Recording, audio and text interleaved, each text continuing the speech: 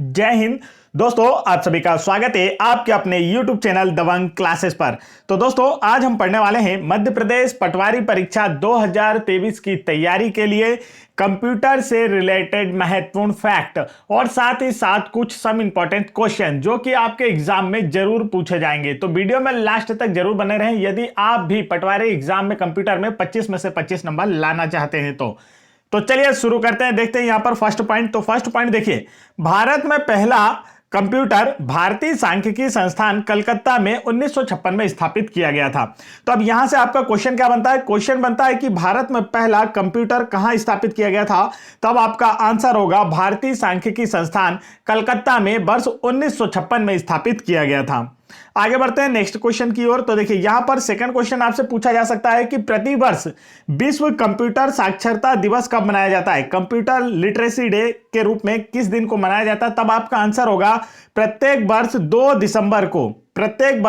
दिसंबर को विश्व कंप्यूटर साक्षरता दिवस या कंप्यूटर लिटरेसी डे के रूप में मनाया जाता है। आगे बढ़ते हैं नेक्स्ट क्वेश्चन की ओर। तो देखिए यहां पर नेक्स्ट इंपॉर्टेंट पॉइंट है हमारा कि भारत में कंप्यूटर का प्रथम प्रयोग 16 अगस्त 1986 को बेंगलुरु के प्रधान डाकघर में किया गया, जबकि भारत का प्रथम पूर्ण कंप्यूटरीकृत डाकघर नई दिल्ली बना। अब यहां पर प्रथम प्रयोग का मतलब क्या है? पहली बार ऑफिस में। देखिए वो जो पहला कंप्यूटर लगा था वो कहां लगा था? भारतीय सांख्यिकी संस्थान में।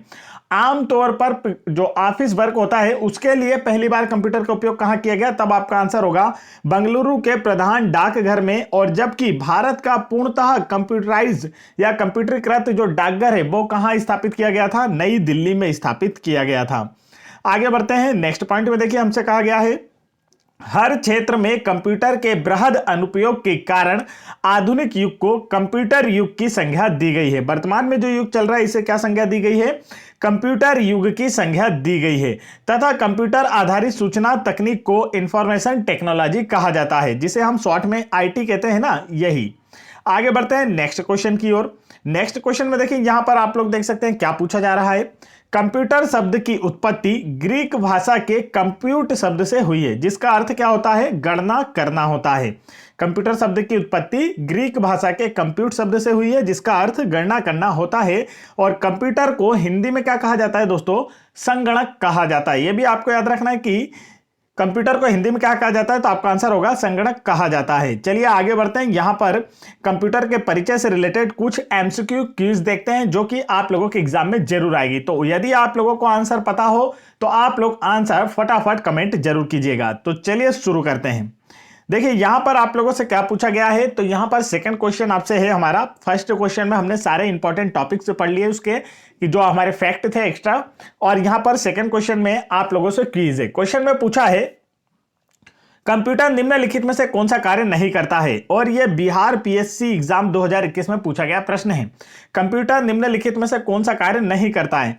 तो इसका जो राइट आंसर दोस्तों वह है आप लोगों का ऑप्शन नंबर ई, अंडरस्टैंडिंग। जो कंप्यूटर होता है दोस्तों यह इनपुटिंग का कार्य करता है, प्रोसेसिंग का कार्य करता है, कंट्रोलिंग का कार्य करता है, आउटपुटिंग का कार्य करता है, लेकिन अंडरस्टैंडिंग का कार्य नहीं करता है। कंप्यूटर अपने आप से कुछ नहीं सोच सकता। कंप्यूटर के पास मानवों के जैसा दिमाग नहीं होता है। वह अपनी मर्जी से कुछ नहीं कर पाता, वह कमांड के अनुसार कार्य करता है। हम उसे जो कमांड देंगे वह उसी बेस पर क्या करता है? उसे प्रोसेस करके कार्य करता है, अपने मन से कुछ नहीं करता। इसका मतलब अंडरस्टैंडिंग कार्य नहीं कर पाता है। अंडरस्टैंडिंग मतलब होता है कुछ समझना, वो अपने आप समझता नहीं है, उसे हमें कमांड देना होता है तब वह उस पर कार्य करता है। आगे बढ़ते हैं नेक्स्ट क्वेश्चन की ओर। नेक्स्ट क्वेश्चन में देखिए आप लोगों से क्या पूछा गया। तो यहां पर आपसे पूछा है वह इलेक्ट्रॉनिक डिवाइस जो डाटा को स्वीकार कर सकती है, डाटा प्रोसेस कर सकती है तथा आउटपुट उत्पन्न कर सकती है और परिणामों को भविष्य के में प्रयोग के लिए स्टोर कर सकती है, क्या कहलाती है? एसबीआई क्लर्क 2020 में पूछा गया प्रश्न है। क्या पूछा गया है? वह इलेक्ट्रॉनिक डिवाइस जो डाटा को स्वीकार कर सकती है, डाटा प्रोसेस कर सकती है तथा आउटपुट उत्पन्न कर सकती है और परिणामों को भविष्य के प्रयोग के लिए स्टोर कर सकती है, क्या कहलाती है? तो इसका जो राइट आंसर है दोस्तों वह है आप लोगों का ऑप्शन नंबर बी, कंप्यूटर कहलाती है। इसे हम क्या कहते हैं? कंप्यूटर। कंप्यूटर जो होता है यह डाटा को स्वीकार करता है। जैसे कोई डाटा एंटर करते हैं तो उसमें इनपुट हो जाता है, जिसका प्रोसेस करके वो हमें आउटपुट भी देता है और हमारे कोई भी फाइल्स को या डॉक्यूमेंट को उसमें स्टोर कर सकते हैं लंबे समय के लिए। आगे बढ़ते हैं नेक्स्ट क्वेश्चन की ओर। नेक्स्ट क्वेश्चन में देखिए दोस्तों आपसे क्या पूछा जा रहा है। नेक्स्ट क्वेश्चन में आप लोगों से पूछा है निम्नलिखित में से कौन कंप्यूटर के गुण हैं। 4 ऑप्शन आपको दिए गए हैं, पूछा गया इनमें से कौन कंप्यूटर के गुण हैं। तीव्र गति, त्रुटि रहित कार्य, गोपनीयता, उपयुक्त सभी। तो इसका जो राइट आंसर वो है आप लोगों का ऑप्शन नंबर डी, उपयुक्त सभी। कंप्यूटर तीव्र गति से कार्य करता है और इसके कामों में गलती नहीं होती है और साथ ही साथ यह गोपनीयता को बरकरार रखता है। ठीक है, आगे बढ़ते हैं नेक्स्ट क्वेश्चन की ओर। नेक्स्ट क्वेश्चन में देखिए दोस्तों आपसे क्या पूछा है, डाटा प्रोसेसिंग का अर्थ क्या है। 4 ऑप्शन आपको दिए गए हैं, पूछा गया डाटा प्रोसेसिंग का अर्थ क्या है। तो ये एमपी व्यापम 2020 में पूछा गया प्रश्न है। तो इसका जो राइट आंसर दोस्तों वह है आप लोगों का ऑप्शन नंबर सी, डाटा को उपयोगी बनाना। डाटा प्रोसेसिंग का अर्थ क्या होता है, डाटा को उपयोगी बनाना और डाटा का संग्रहण, डाटा को सजाना, ये अलग अलग चीजें। ठीक है, डाटा प्रोसेसिंग का अर्थ क्या होता है, डाटा को उपयोगी बनाना। आगे बढ़ते हैं नेक्स्ट क्वेश्चन की ओर। नेक्स्ट क्वेश्चन में देखिए आपसे क्या पूछा है, चिन्हात्मक डाटा में प्रयोग किया जाता है। 4 ऑप्शन आपको दिए गए और पूछा गया है अल्फा न्यूमेरिक डाटा में किसका प्रयोग किया जाता है, अंकों का, अक्षरों का या चिन्हों का। तो इसका जो राइट आंसर है दोस्तों वह है आप लोगों का ऑप्शन नंबर डी, उपयुक्त सभी। चिन्हात्मक डाटा मतलब अल्फा न्यूमेरिक डाटा में अंकों का, अक्षरों का और चिन्हों का, इन सभी का क्या किया जाता है, उपयोग किया जाता है। आगे बढ़ते हैं नेक्स्ट क्वेश्चन की ओर। नेक्स्ट क्वेश्चन को पढ़ने से पहले दोस्तों मैं आपको बता देना चाहता हूं, यदि आप लोग एमपी पटवारी की तैयारी कर रहे हैं और यदि आपने अभी तक हमारी एमपी जीके की 1250 प्लस बेस्ट क्वेश्चन की पीडीएफ फाइल डाउनलोड नहीं की है और साथ ही साथ यदि इस पीडीएफ फाइल को यदि आपने डाउनलोड नहीं किया और चैनल को सब्सक्राइब नहीं किया, चैनल को सब्सक्राइब कर लें। इस पीडीएफ फाइल को डाउनलोड करने के लिए आप वीडियो के डिस्क्रिप्शन में दी गई लिंक पर क्लिक कर सकते हैं। इस पीडीएफ फाइल में हमने व्यापम द्वारा 2015 से लेकर 2022 तक जितने भी एमसीक्यू एमपी जीके के पूछे गए उन सभी को शामिल किया है।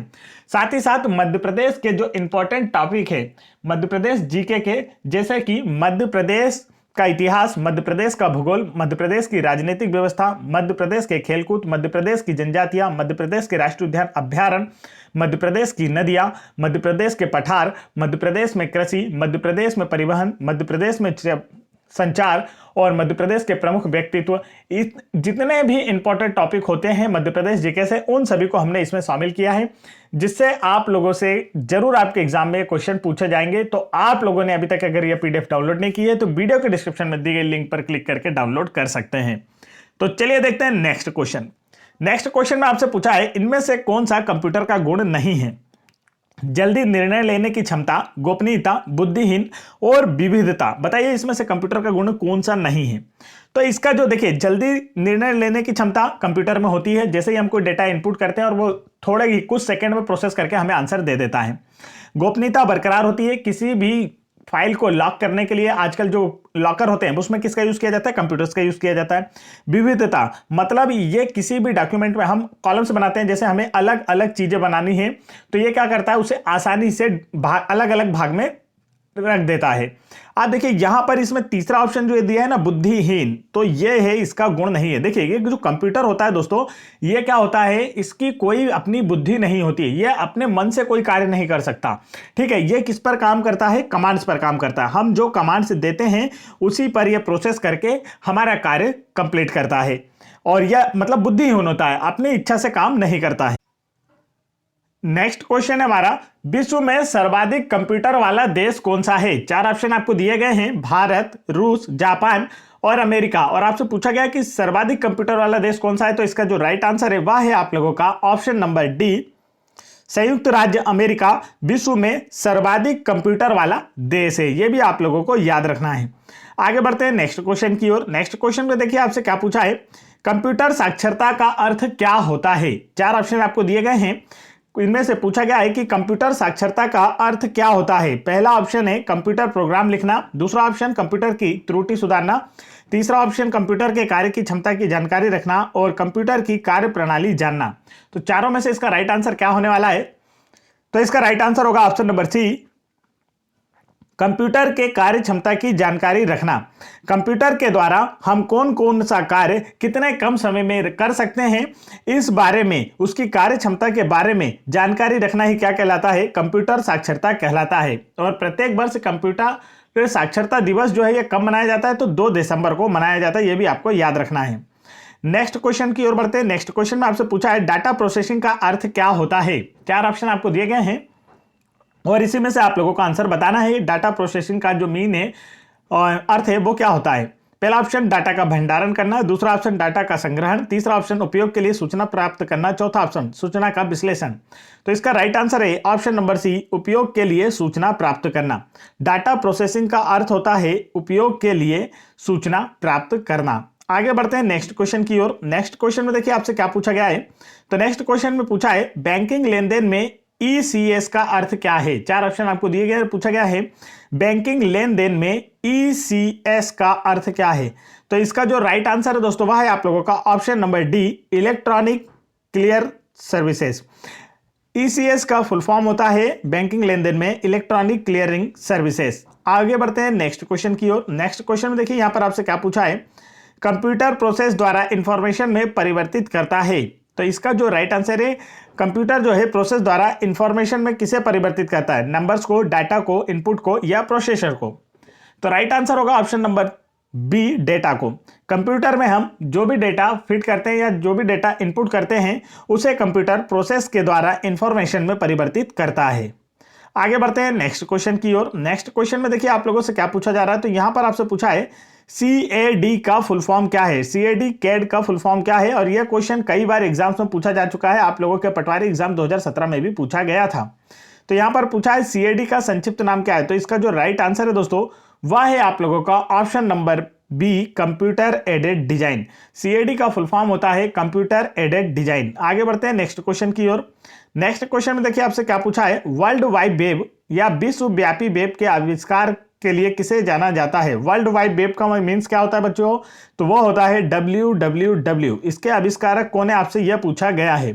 तो इसका जो राइट आंसर है वह है आप लोगों का option number first, Tim Berners Lee. Sir Tim Berners Lee को WWW या वर्ल्ड वाइड वेब का आविष्कारक माना जाता है। तो आप लोगों से एग्जाम में इसका फुल फॉर्म भी पूछा जाता है, आप लोगों को याद होना चाहिए। WWW का अर्थ होता है वर्ल्ड वाइड वेब, ठीक है। ये इसका फुल फॉर्म भी आप लोगों को अच्छे से याद होना चाहिए। तो ये थे आज के हमारे टॉप क्वेश्चन जो कि हम आप लोगों के लिए कंप्यूटर से रिलेटेड लेकर आए थे, जो आपके एग्जाम में जरूर पूछे जाएंगे। अगर वीडियो पसंद आया हो तो वीडियो को लाइक कीजिएगा। चैनल पर पहली बार आए दोस्तों तो चैनल को जरूर सब्सक्राइब कर लीजिए। साथ ही साथ MP गवर्नमेंट के किसी भी एग्जाम्स के प्रीवियस ईयर पेपर के फुल सॉल्यूशन देखना चाहते हैं तो आप चैनल की प्लेलिस्ट चेक कर सकते हैं। और साथ ही MP GK की यदि आपने अभी तक 1250 प्लस बेस्ट MCQ की PDF फाइल डाउनलोड नहीं की है तो आप चैनल की वीडियो के डिस्क्रिप्शन में दी गई लिंक पर क्लिक करके इस PDF को आसानी से डाउनलोड कर सकते हैं, जिससे आपका MP GK बिल्कुल क्लियर हो पाएगा। और आने वाले जो पटवारी एग्जाम है इसमें आपसे MP GK कोई भी क्वेश्चन पूछा जाए वह सभी आपसे बन पाएंगे। तो फटाफट वीडियो को लाइक करके चैनल को सब्सक्राइब करें और वीडियो को अपने दोस्तों में भी जरूर शेयर करें। जय हिंद दोस्तों।